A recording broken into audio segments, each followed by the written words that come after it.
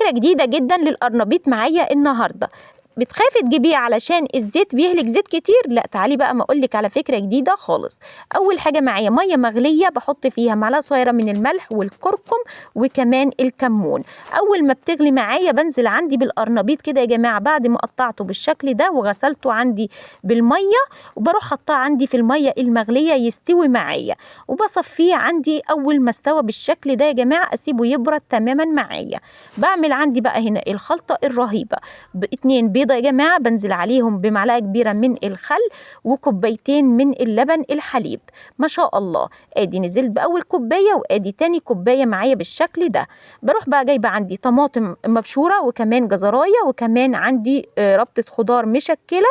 ما شاء الله، ادي بقدونس يا جماعة مع عودين من الشبت. ما شاء الله، وكمان 3 معالق من الدقيق ومعلقة كبيرة من النشا. ما شاء الله. هنا بقى البهارات بتاعتي بحط عندي مرق الدجاج والكزبرة والكمون والكركم والملح وكمان الشطة. كل حاجة يا جماعة معلقة صغيرة. ما شاء الله. هنا الخليط خفيف معايا، بروح مزودة عندي كمان دقيق 3 معالق كده من الدقيق معايا. أنا عايزة يكون سمك الخليط معايا، يكون الخليط عندي كده متماسك معايا كده ووسط. ما شاء الله. بجيب بقى عندي هنا القرنبيط بفصصه بالشكل ده بعد ما برد معايا، أخلص كل كمية القرنبيط وأقلبهم عندي بالمعلقة في الخلطة الرهيبة دي.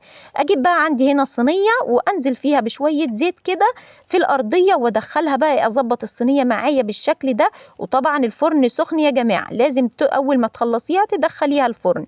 بس في خطوة هنا مهمة جدا. بجيب بقى عندي هنا كوباية من اللبن ومعلقتين كبار من الدقيق مع رشة من الملح على الكمون والفلفل الأسمر، وكمان عندي معلقة كبيرة من البيكنج باودر. أدوب كلهم كده مع بعض واخلطهم كويس جدا معايا، واروح حاطة عندي اللبن بالشكل ده على القرنبيط يا جماعة، بيدي نكهة مختلفة جدا. اللهم بارك. أدخله بقى عندي فرن سخن جدا يستوي معايا مع رشة من الزيت. شايفين يا جماعة أول ما طلع معايا وهو سخن لازم تقطعيه بالشكل ده. ما شاء الله. بعد بقى ما اقطعه معايا بسيبه يبرد تماما، وهنشيله دلوقتي من الصينيه الخطيره دي يا جماعه.